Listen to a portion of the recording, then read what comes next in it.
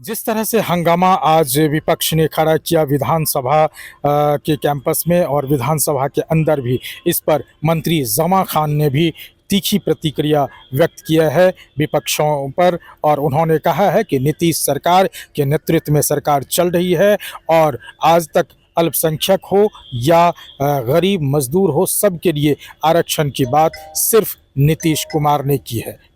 सुनिए क्या कुछ कह रहे हैं मंत्री ज़मा खान। चाहता हूँ जो लोग बात भले देर से ही सही, लेकिन वो लोग समझ गया। ये लोग प्राइवेट कंपनी बनाकर ये लूटना चाहता है, बिहार को बर्बाद करना चाहता है। आने वाले दिनों में 25 के चुनाव में आप देखिएगा, नीतीश कुमार जी का काम बोलेगा, एनडीए का काम बोलेगा, हर समाज के लोग वोटिंग करेंगे, सपोर्ट करेंगे। महागठबंधन में सब कुछ ठीक है। अरे यार, महागठबंधन की बात कर रहे हैं। महागठबंधन में सब ठीक ठाक इसलिए नहीं है कि जनता नकार दी है। इनके कार्यों को देखकर, इनके कार्य के तौर तरीका को देखकर कांग्रेस भी नकार दी, मैं जानता हूँ।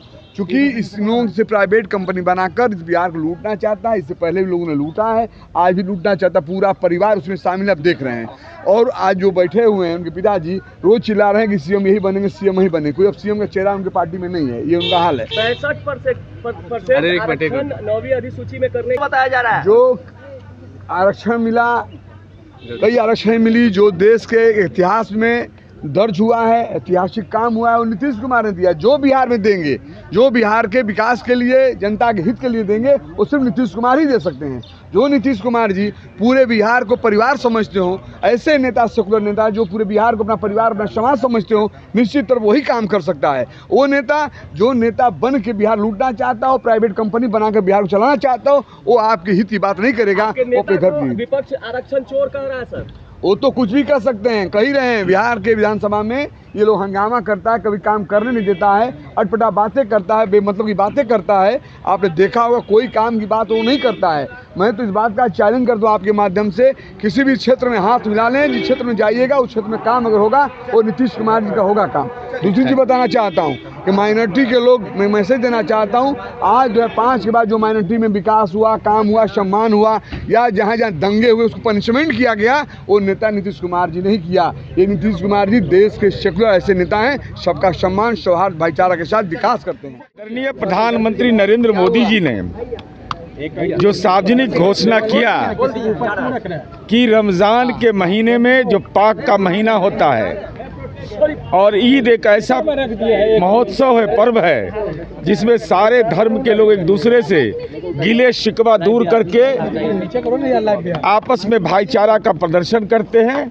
तो आदरणीय प्रधानमंत्री नरेंद्र मोदी जी द्वारा ईद के अवसर पर इतने बड़ी संख्या में लोगों को उपहार दिए जाने का फैसला स्वागत योग्य है। सर, विपक्ष ने आज हरी टी शर्ट पहनी और आरक्षण चोर का अरे आरक्षण का तो डकैत है ये सब। जो पारिवारिक आरक्षण का पक्षधर है, जो अति पिछड़ा का, दलितों का, समाज के पिछड़े वर्ग के लोगों का जमीन लिखवा लिया, इससे बड़ा गुनाहगार कौन होगा। 65% आरक्षण को 9वीं अधिसूची में शामिल करने की मांग है। तो ज्ञान नहीं है, जब माननीय न्यायालय में मामला विचाराधीन है, इतना भी ज्ञान नहीं है।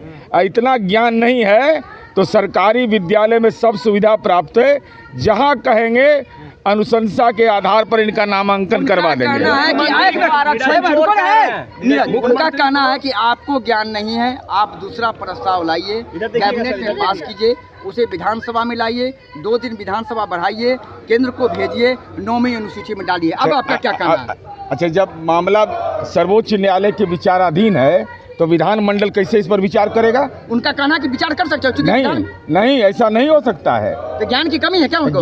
ज्ञान की कमी है। जमानत के लिए ज्ञान है इनके पास, लेकिन इसके लिए ज्ञान नहीं। और हम पूछते हैं कि आरक्षण पर बहुत संवेदनशील है, तब मिस्से भारती में और सिंगापुर से उम्मीदवार होगा, वही आरक्षण का दायरा है। बेटा को देश का राष्ट्रपति भी बनाता है तो भारतीय जनता पार्टी तो केवल एक बड़ा सौगात ही नहीं, आर्थिक विकास का सौगात ही नहीं, राजनीतिक के क्षेत्र में भी मुस्लिम समाज के बेटा और बेटी को बिहार और देश के शीर्ष पद पर बैठाता है। जबकि अन्य पार्टी इफ्तार के माध्यम से हो या मुस्लिम समाज के ठगने के माध्यम से हो, केवल मुस्लिम समाज के वोट बैंक की राजनीति बिहार के अंदर करता है।